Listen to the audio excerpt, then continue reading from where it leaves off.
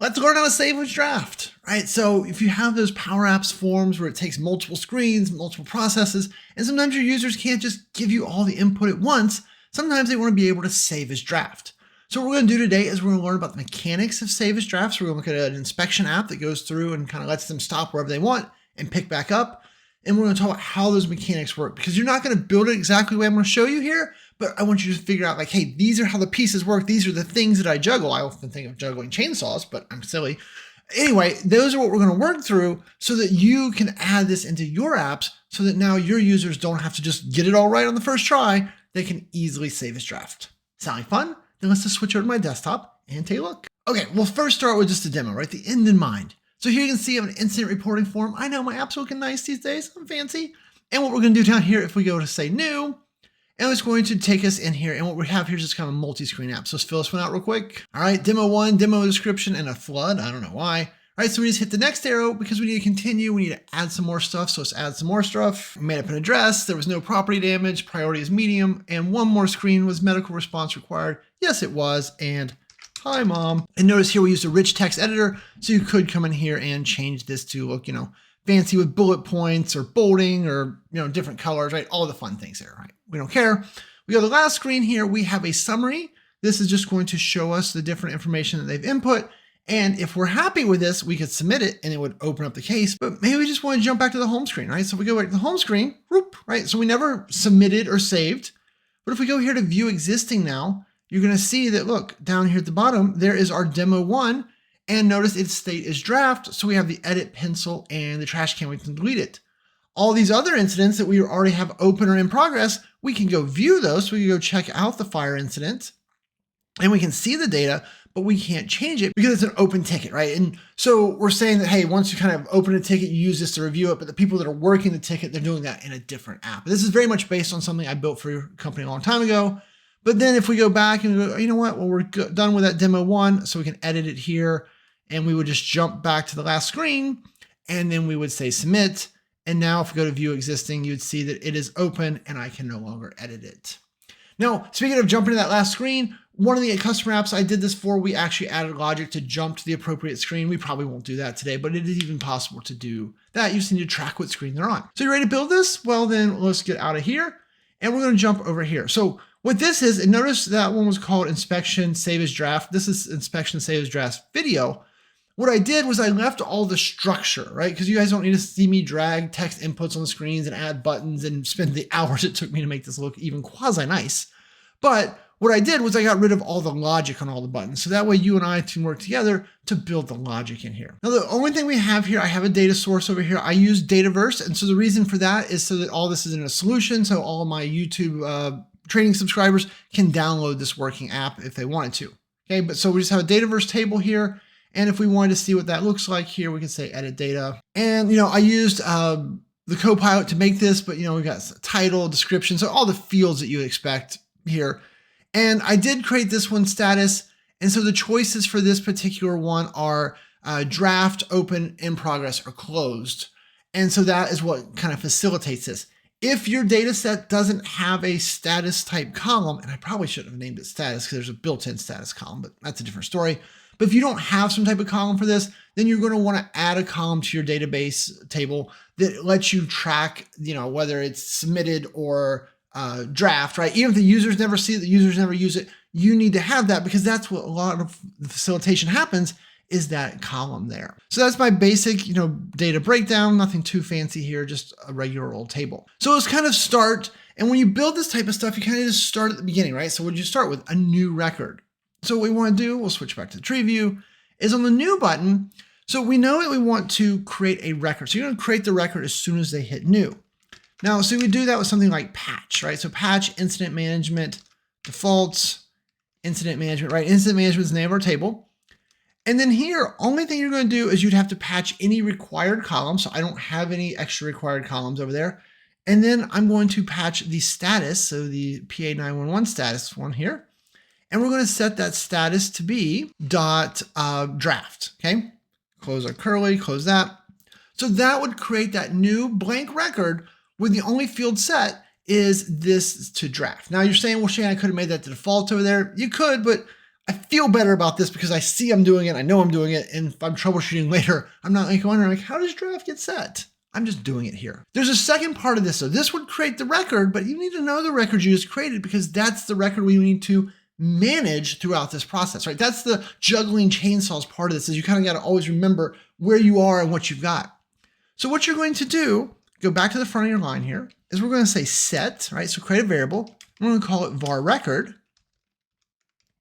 So set var record, that's going to create a variable that's going to store the entire record that we just created. So we can jump to the end, close that.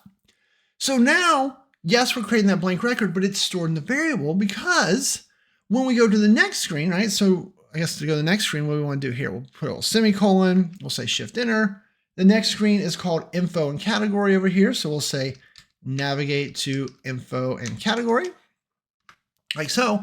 So now if they say play and they say new, boop, what happened, right? It created the blank record, it's stored in the variable, and now we're on this screen.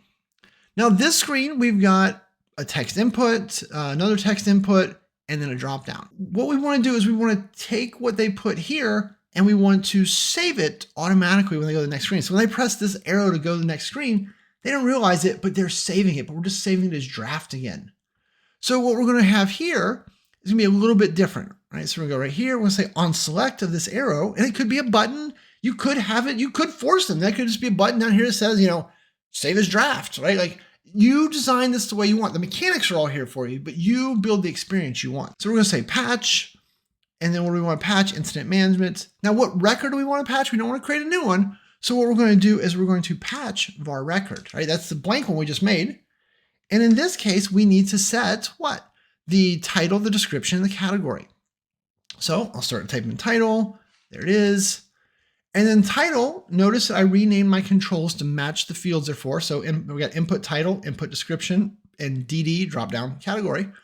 So we go here to title and we're going to say, hey, you are input title.text, right? So whatever they type in there, go. For the description, it is going to be input description.text. And then for the category, it's going to be drop down category.selected.value. Close our curly, close that. So that would patch or save our data. Now, there's a second part to this though. You got to update that variable as you go, right? So we're going to put that same set var record over here. And then we'll go over here and close it again.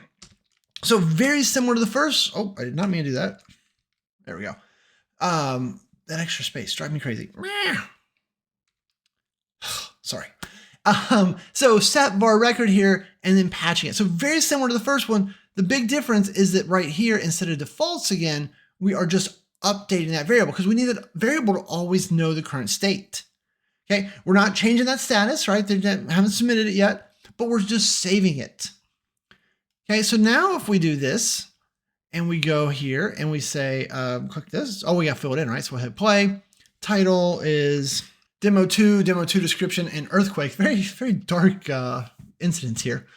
And so now if we press this, oh, before we press that though, what do we want? We want to go here and say, hey, after you do that, we need to, just like before, navigate. And so now we're going to navigate to location and priority. Boom, boom. Okay. So now hold down the Alt key, press that, and now we're on the screen. Hey, while we're having fun with all this, like, do you enjoy this training style? This is me, right? I have live training classes, I have on-demand training classes. Just go to training.powerapps911.com. We got a 6-month university program. We got a live class coming up. We do model-driven apps, Power BI. We even do Copilot and AI now. We got 2 new Copilot offerings out there. So if you're not learning AI, I don't know what you're doing, but anyway, lots of cool stuff. Go check out my stuff over at training.powerapps911.com. So now for the location, I use the map component here. No big deal. Same type of deal though. I just did a address component, add a location. This is going to be toggle property damage. And then this is drop down priority. So same type of thing. So we're going to just kind of jump a little ahead of ourselves, right? But set var record, patch, incident management, var record. Okay, now this one will be a little bit trickier. So location is just a text field for us. So for this, it will just be add location dot. Now, if I use that fancy address component, right? If you've never seen that, it's from the map components. Like if we go up here and we start to type in 123 and hit space, like it's going to offer me local addresses, right? And so you can see a bunch of 1, 2, 3s in the city next to mine, whatever you do. Right, so we choose one of those. So when we're here patching, it's add location dot, it's not dot text like you normally do. What you're gonna wanna do is hit the drop down here, and this is all the pieces of the address that it pulled out. And so I've just been using free form address, but if you had a more structured address setup, please do that. I just kind of wanted something quickly demoed. So we're just gonna use the free form address here. We'll do a comma. So then next up we had property damage. So property damage back over in Dataverse. Let me open that table up real quick. All right, so here at my table, right, if we click on columns, and so if we go find our property damage one, and this is the same for medical response later, what I did was it's a yes, no, but remember that unlike SharePoint where yes, no is a Boolean, true, false, what Dataverse does, and I think this is one of the silliest things Dataverse does, is that property damage, yes, no, is really just a choice of yes, no. So we kind of got to juggle this one a little bit weirdly, right? So I wanted you to see that before I went over here and did this. We're using a toggle to drive the user experience. I didn't want them to have a drop down of yes, no. I gave them a toggle. It's harder. So what we're going to do here is going to say property damage, and we're going to say if toggle property dam, right? That's the control I named over there. Dot value. Remember, that's going to return true if it's yes, false if it's no. So if it's true, then I need this value to be, and so we're going to do property damage dot yes. And if it's not, then I need it to be property damage dot no, right? So this is one of those weird nuances of working with Dataverse. Like that is way more work than it should be. In SharePoint, you would have just said, you just could have patched the toggles value straight in. So anyway, it's a Dataverse thing. All right, and so then for priority here, we're going to then have drop down priority dot selected dot value, right? And I'm also just now in my head thinking, can't wait until someone from the product team yells at me for picking on Dataverse, but it does it wrong. So what do you do? So there you go. So that will patch these three. Then what do we need to do? We need to navigate off to medical and notes. And if you're wondering, when I was building this, when you weren't watching, I was doing a lot more copying and pasting, but since you're watching, I feel like I gotta show you the pieces. But if you're like, Shane, wouldn't it be faster to copy the last one, update it? Yes, I would have. So there you go. And now if we press that one, well, we got to fill it out first. So play. And speaking of filling it out first, also one of the things that I would recommend that you do is I would disable this button until all these fields are populated, if all these fields are required. So just think that part of the process through for yourself. Like the customer app I did it for, you couldn't go to the next step because everything was required along the way. We didn't make it required in the data source, but we made it required in the app by just disabling the ability to click forward until they had done that. Okay, but we've got it all, so we can click forward. And then last but not least, we've got medical response. Right, we'll just fill this out while we're here. We'll do hi dad this time. I say hi mom all the time. I don't say hi to my dad enough, so sorry dad. So there you go. So that's all sitting there. So then now, once again, it would just be back to what? Set var record again. Let's move my mouse out of the way. And then here we're going to do our same patch, and then incident management, and then var record. And then this time it's going to be what? So we got medical response. And so we're gonna have to do that same kind of goofy thing again. So let's kind of collapse this over here. So toggle medical. And so we'll say if toggle medical dot value, then we want medical response dot yes. And then if we don't, we want medical response dot no. And then for notes, close that. And then now for notes, what we want here is, so that's gonna be rich text editor notes dot, remember it's HTML text. That's where all the fancy formatting comes from. Close our curlies, close that. And then a semicolon. And then finally we want to navigate to summary. So then, right, if we press this, boop, now it is all saved. So this screen, typically what we do here, this is going to be an HTML control or a label, but a way to show them back, right? We're trying to show them, hey, here's all the data you entered. Are you sure you want to submit this, right? We often have language like that. Like, does this look good to you? So, because they're responsible for whatever they submit here. And so then finally on this submit button, what we're going to do, oh, I didn't delete this one, sorry. But what we want to do is patch incident management var record. We're going to set the status to open. So all we're doing on this screen is just patching the status and then navigating back to welcome. Now, in the customers app, we also patch things like final submit time and a bunch of telemetry style data so we can make action on it better.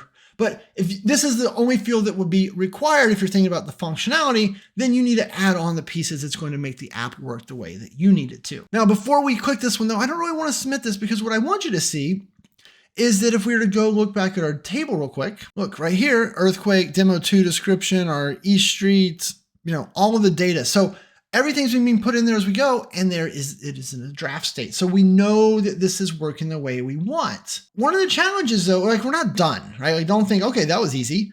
I mean, it was, but we've got more to do yet. Because if you think about it, so if we go back here, let's just click on play, let's go to home. So if we go to view existing, so here we had that lovely gallery, right? So this is just showing us the incident management table. So if we scroll down a little bit, we should see demo 2 right there. And if we click on the edit pencil, let's click on this one so we can see what this one does.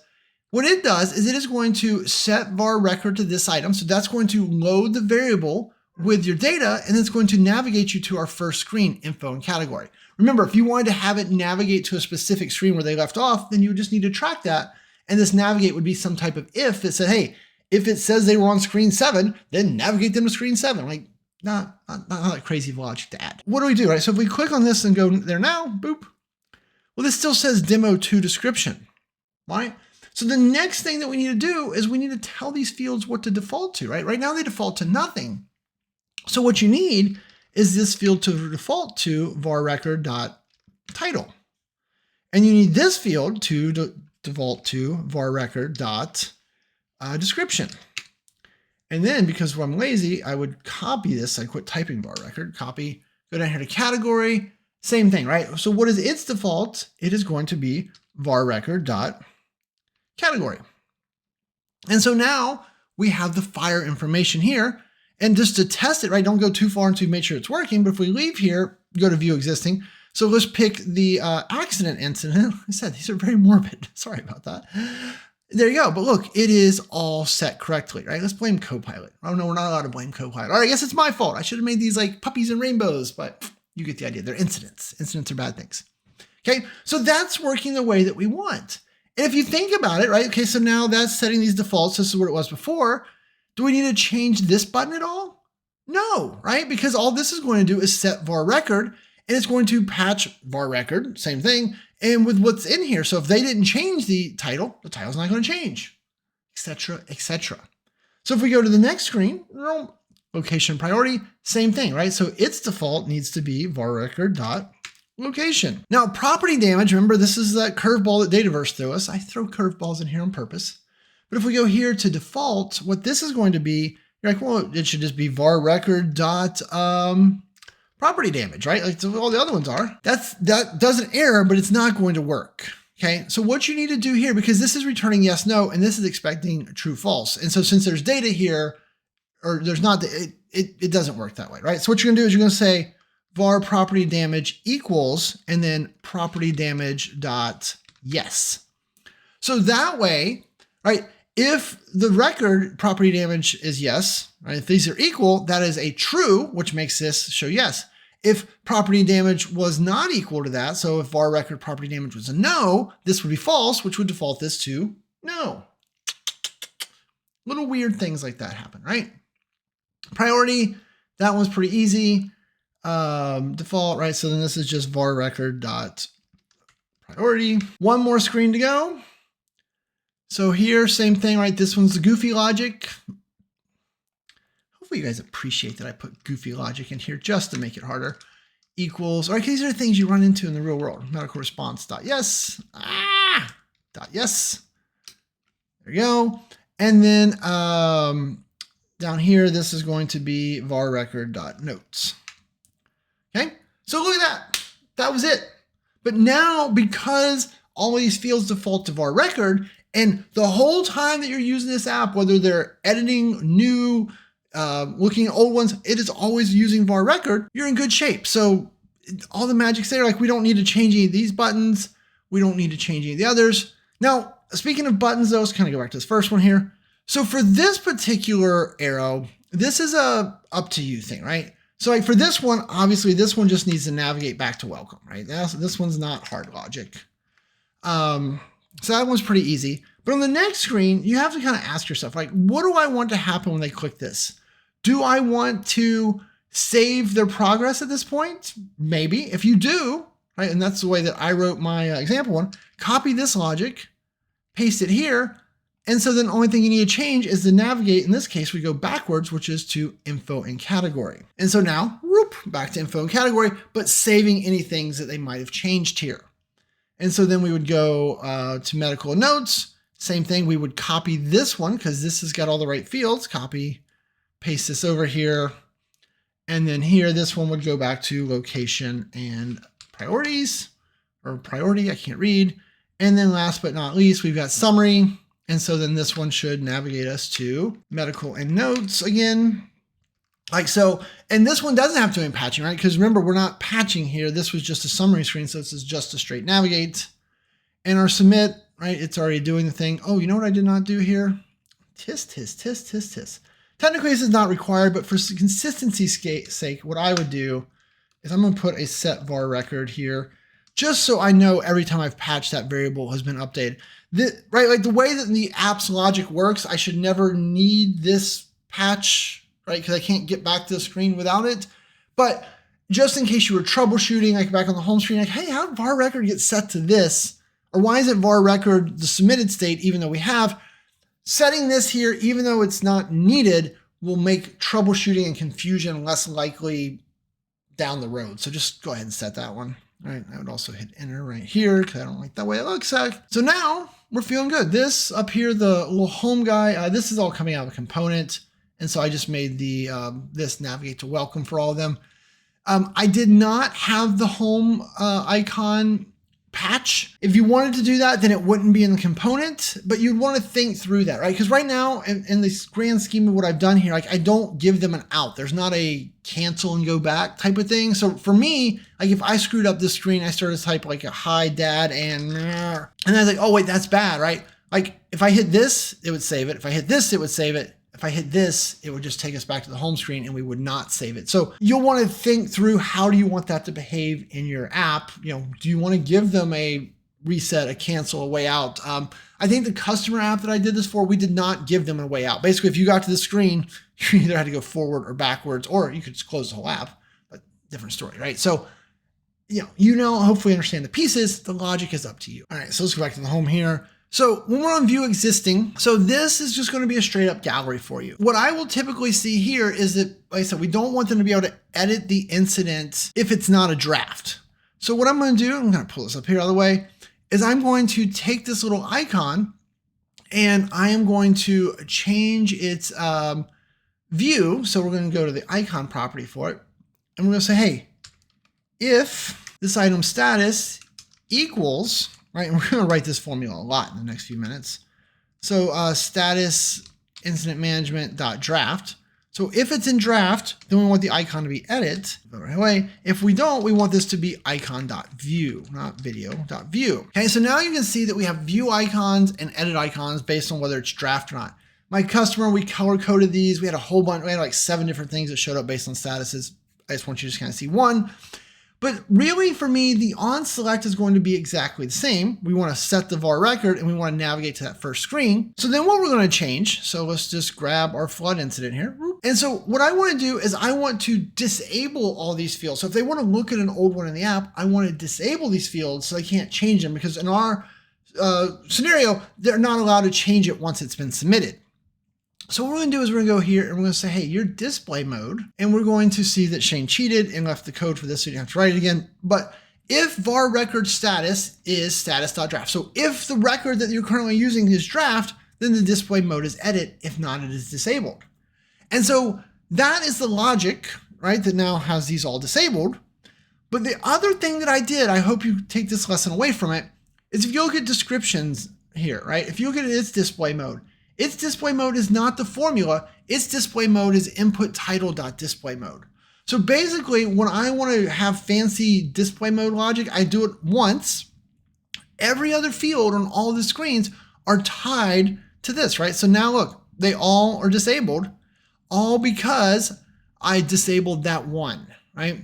And so this is a great thing, right, in my book, because now I just have one weird place, because like I said, my customer's app is like 50 lines of code here determining the status and all that. But I just maintain that in one control, and then they all just point back to this because I want them all to behave exactly the same. You could argue that performance-wise, this isn't perfect because now this screen is being held in memory. That's fair. If you're thinking about it at that deep of a level, then set the display mode with a variable, do this calculation once, and then you have them all look at the variable. But we're not worried about that right now. All right, so while I was editing, I found one thing that I missed. So when we add the ability to disable this, right? So when you're viewing the records, we don't want to be patching the data, right? It's not going to change because we're not letting them change the fields, but we would change the modified data. Like, we would just be patching for no reason.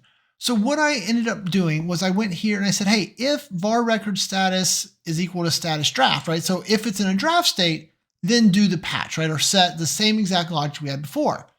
And then we just close that if statement. Basically, it says, hey, only patch if it's in draft. If it's not in draft, then when I click on this, it would just navigate to location priority. So make sure that that is outside your if statement. But this was a small little thing that I did to avoid excess patching, right? So you'd put that same logic then over here on the back buttons. Basically, all those buttons, hey, when we're not in draft mode, we're not editing the data, then we shouldn't be patching. So quick little change, but hopefully that'll make your apps just a little bit better and something I wanted to add. But there you go. So now all of a sudden, right, we got a pretty cool app. You know, if we got a new blank record here. If we go back here, if we go to view existing, we got all this fun stuff.